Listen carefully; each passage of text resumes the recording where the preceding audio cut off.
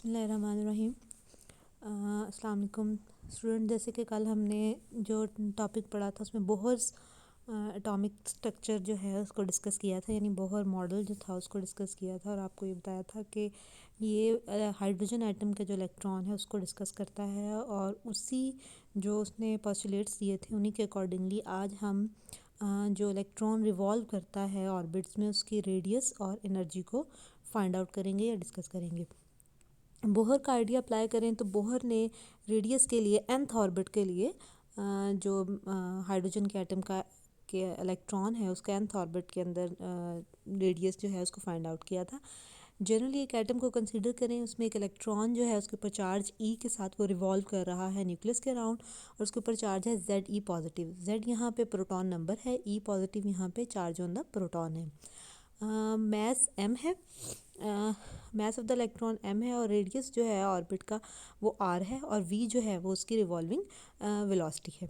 Coulomb's law के accordingly जो electrostatic force of attraction होती है इलेक्ट्रॉन और न्यूक्लियस के दरमियान उसको हम F से देते हैं। फोर्स ऑफ अट्रैक्शन जो है वो इक्वल होती है Ze²/4πε0r²। तो हमारे पास इक्वेशन आ जाएगी, चूँकि अब इलेक्ट्रॉन एंड प्रोटॉन दोनों का मल्टीपल आएगा तो ये आ जाएगा Ze²/4πε0r²।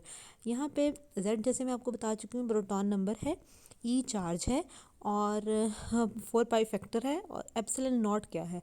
ε0 बेसिकली वैक्यूम परमिटिविटी है और उसकी वैल्यू है 8.84 × 10⁻⁻12 कूलम स्क्वायर पर जाउल पर मोल। ये फोर्स ऑफ अट्रैक्शन है बेसिकली। ये जो पूरी फोर्स ऑफ अट्रैक्शन है ये बैलेंस होती है mv²/r से।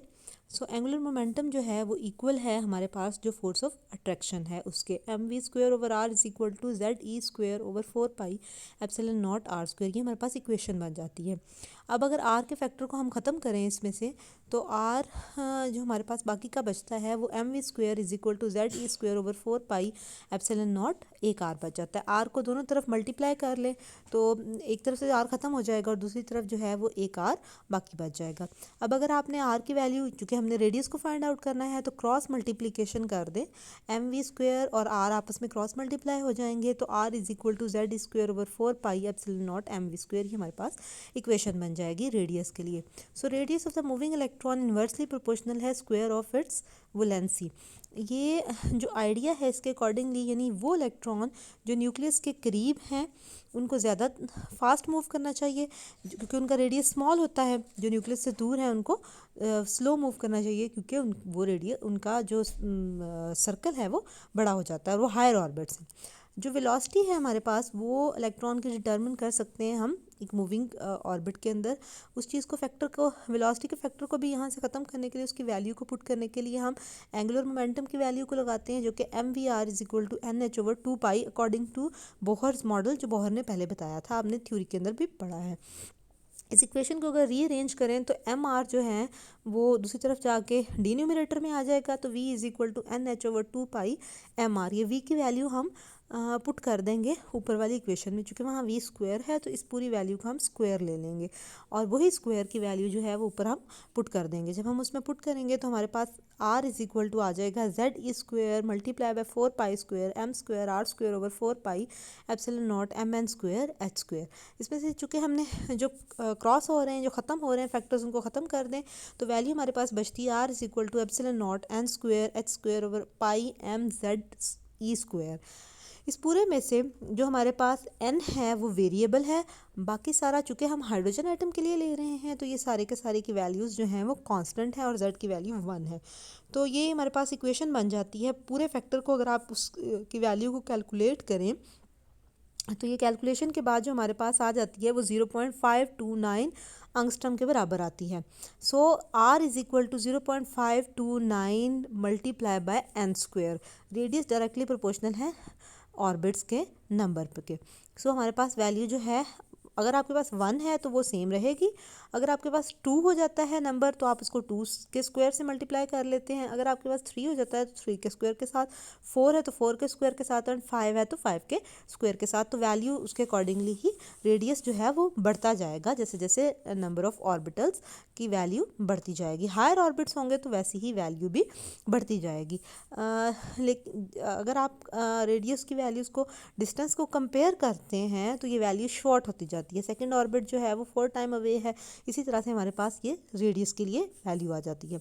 नेक्स्ट जो चीज़ है वो है एनर्जी। टोटल एनर्जी जो इलेक्ट्रॉन एक ऑर्बिट में एग्जिबिट करता है वो 2 पार्ट्स में होती है, काइनेटिक और पोटेंशियल। काइनेटिक आपको पता है हाफ mv² के बराबर है, जबकि पोटेंशियल जो है उसको हम कैलकुलेट करेंगे। बेसिकली पोटेंशियल रिलेट करती है पोजीशन से और काइनेटिक रिलेट करती है मूवमेंट से। सो पोजीशन वाली जो है वैल्यू वो हम कैलकुलेट कर लेंगे।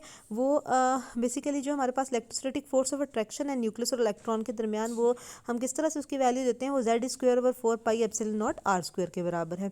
और अगर एक इलेक्ट्रॉन जो है वो स्मॉल डिस्टेंस dr से कर रहा है तो वर्क डन जो है मूविंग इलेक्ट्रॉन का वो हमारे पास आ जाएगा, क्योंकि वर्क जो होता है वो फोर्स मल्टीप्लाई बाय डिस्टेंस के होता है, तो ये दोनों का हम मल्टीपल ले लेंगे।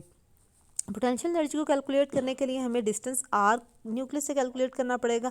अगर हम ये देखते हैं कि वो इन्फिनिटी तक जा रहा है, यानी जो वैल्यू है वो इन्फिनिटी तक आ रही है, यानी तो उसके लिए जो हमारे पास इंटीग्रेशन का हम फार्मूला लगाएंगे। इंटीग्रेशन लिमिट्स जो हैं उनके दरमियान लगा के हमारे पास जो एंड पे वर्क डन बचता है, यानी पोटेंशियल एनर्जी जो बचती है वो z²/4πε0 आर के साथ आती है। माइनस की वैल्यू जो है वो यहाँ ये इंडिकेट कर रही है कि जो इलेक्ट्रॉन की पोटेंशियल एनर्जी है वो डिक्रीज़ करती है, क्योंकि ये इन्फिनिटी से आर पॉइंट तक लाया गया है। इन्फिनिटी पे वो पॉइंट होगा जहाँ पे हमारे पास जो पोटेंशियल एनर्जी है वो ज़ीरो हो जाए, यानी फोर्स जो है उस पर कोई एक इतने लार्ज और मैक्सिमम डिस्टेंस पे वो चला गया है कि फोर्स उसमें इफेक्ट नहीं कर रही। इसी तरह से हमारे पास जो अब टोटल एनर्जी है वो हमने कहा था पोटेंशियल और काइनेटिक दोनों का मल्टीपल है, दोनों का सम है। तो हम उसकी वैल्यू को कर लेंगे half mv² minus plus minus minus हो जाएगा तो z²/4πε0 आर आ जाएगा। अब इसमें से हम वेलोसिटी के फैक्टर को रिमूव कर देंगे। जो हमने ऊपर वेलोसिटी की वैल्यू को फाइंड आउट किया है उसके अकॉर्डिंगली हम वही वैल्यू को यहाँ पुट करेंगे, तो ये हमारे पास mv² = z²/4πε0 आ जाएगा। और हम इसकी जो mv² है उसकी वैल्यू को पुट कर देते हैं, तो ये आ जाएगा E = z²/8πε0 r minus z²/4πε0 r। ई की वैल्यू को कैलकुलेट करने के लिए सारे को जब हम सॉल्व करेंगे तो सॉल्व करने के बाद हमारे पास आ जाएगा E = -z²/8πε0 r। अब r की वैल्यू जो हमने ऊपर कैलकुलेट की है रेडियस की, उसको सब्सटीट्यूट करेंगे इसके अंदर। तो सब्सटीट्यूट करने के बाद जो पूरी इक्वेशन हमारे पास बनेगी वो होगी En = -mz² E4 8πε0² n² h²। En यहाँ एनर्जी है nth ऑर्बिट की, जबकि जो बाकी का पूरा फैक्टर, चूँकि हम हाइड्रोजन के लिए कर रहे हैं तो वहाँ वैल्यू 1 है z की, और बाकी पूरा फैक्टर हमारे पास कांस्टेंट आ जाता है। इसका मतलब है En = -me4/8πε0² h² 1/n², यानी एनर्जी जो है वो इन्वर्स में है नंबर ऑफ ऑर्बिट के। जैसे जैसे नंबर ऑफ ऑर्बिट बढ़ रहा है वैसे वैसे एनर्जी कम हो रही है, और जैसे जैसे नंबर ऑफ ऑर्बिट कम है वैसे वैसे एनर्जी ज़्यादा हो रही है। इन्वर्स रिलेशन है इन दोनों का आपस में। ये जो पूरे कांस्टेंट्स हैं जब हम इनको पुट करते हैं तो जो वैल्यू आती है वो आती है 2.178 × 10⁻18 आती है।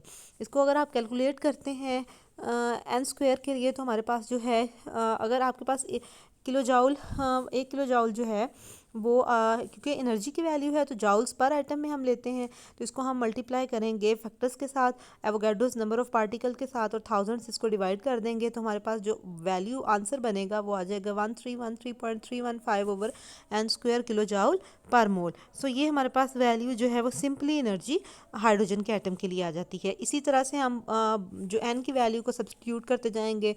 अगर आपके पास 1 है तो उसको मैं 1 का स्क्वायर ले लेंगे, अगर 2 है तो 2 का स्क्वायर, और अगर 3 है तो 3 का स्क्वायर लेके इस तरह हम हर ऑर्बिट के लिए कैलकुलेट कर लेंगे। आप देखेंगे कि ये वैल्यू जो है जब हम ऊपर से जाएं तो हमारे पास ये डिक्रीज़ हो जाती है, और इन्फिनिटी के लिए अगर आप कैलकुलेट करें तो इन्फिनिटी का वैल्यू का मतलब होता है कि इतनी बड़ी वैल्यू है कि जो हमारे पास आंसर है वो नियर टू ज़ीरो हो जाता है। तो ये इस तरह से यानी वो फ्री हो गई है न्यूक्लियस से। सो ये वैल्यूज़ हमारे पास आ जाती है। जो एनर्जी डिफरेंस है एडजेसेंट ऑर्बिट्स का उसको भी हम कैलकुलेट कर सकते हैं। हर ऑर्बिट का दूसरे ऑर्बिट में से माइनस करके तो हमारे पास ये डिफरेंस आ जाता है। अगर आप देखें एनर्जी डिफरेंस के हवाले से बात करते हुए कि किस तरह से हमारे पास हर एक का, तो ये डायग्राम के अंदर सबके डिफरेंसेस को दिखाया गया है। हमें पता है कि 1313.31 किलो जूल पर मोल यही आयोनाइजेशन एनर्जी है हाइड्रोजन की। तो इसका मतलब है कि ये सेम वैल्यू जो है एक्सपेरिमेंटली कैलकुलेट की गई है और यही वैल्यू जो है एडजेसेंट ऑर्बिट के अकॉर्डिंगली, यानी हमारे पास ये एनर्जी की वैल्यू एग्जैक्टली जिस तरह से बोहर ने कैलकुलेट की थी उसी के लिहाज से ये वैल्यू आ जाती है। सो ये था हमारा आज का लेक्चर। स्पेक्ट्रम हम इंशाल्लाह कल पढ़ेंगे।